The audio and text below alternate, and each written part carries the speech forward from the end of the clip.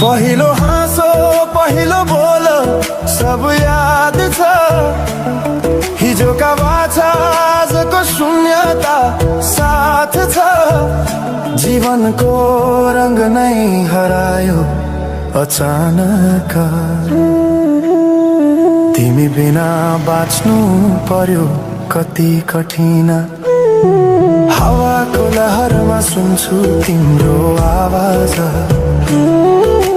शून्य कोठामा प्रतिध्वनि जस्तो गाजा। सम्झनाको बादल मनमा जम्छ।